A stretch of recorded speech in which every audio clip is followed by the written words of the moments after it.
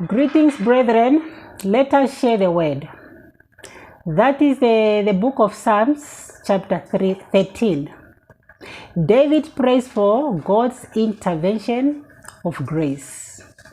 It is all by the grace of God that we can make it, that we can continue this path of life.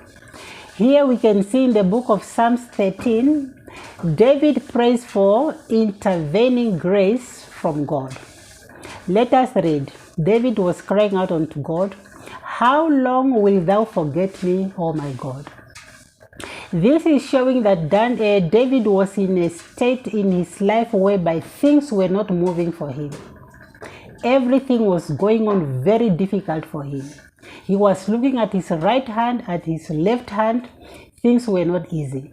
He was constantly facing challenges. There were so many obstacles on his way. His life was not moving as he expected or as he desires. Hence, there was a need in him to cry out unto God for God's mercy upon his life. And I know that this is the same thing that most of us are experiencing today. Your life is stagnant. You have been pushing and pushing, but things are not moving. So it is high time for you to emulate, to follow David's example, whereby you are going to cry out unto God to ask for his mercy, to ask for his grace. Let us read what David was saying. "How long wilt thou forget me?" He was asking God. "O Lord, forever surely not. How long wilt thou hide thy face from me?" David felt like God was hiding his face from him. That's why he was talking to God. He said, "How long, oh my God, will you hide your face from me?" Most of us today, we think that God is hiding his face from us.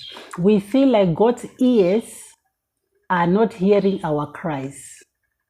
Hence, this should generate that hunger in you to cry out unto God and ask for his grace. Let us continue. David, he said, "Consider and hear me, O my God, O my Lord.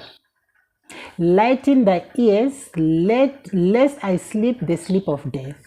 Lest my enemy say, I have prevailed against him."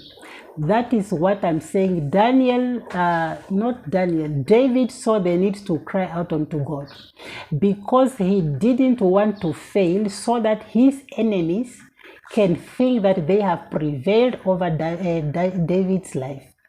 Hence, David was having this anger because he knew there is someone who holds the future in his hand, God who created him. That's why David came to this sober realization and think that no, I can't do it on my own. I need God's grace. That's why he was crying out unto God. Let's read again the first verse. He said, "How long, oh my God, will you forget me?" It felt like God has forgotten David. David was trying here and here, but things were not moving. So he said, "No, I have to talk to God and ask for God's grace." We all need the grace of God to make it. This is a very good example, and it's an encouragement. Whatever you are facing, you should know that your Creator lives. For as long as the sun is still rising up and setting, God is still seated on his throne. And if you cry out unto him, he will hear us. It is all by his grace. Let us ask for the grace of God so that we will be able to move on in this life. It is not easy out there. Life is not a bed of roses. But yes, there is hope because our Maker, our Creator, he lives. That is why the sun is still rising and is still setting. God is still in control of the affairs of this world because he is the one who created the world in the first place. So he is still there. He is there for us. He is our creator. He didn't create us just to put us into this world and abandon us. No, He has a plan for our life. So when you reach that point in your life whereby you think that God is not hearing you, God is not seeing you, just cry out unto God and ask for His grace. He will surely answer you. Thank you so very much for your time. Remain blessed.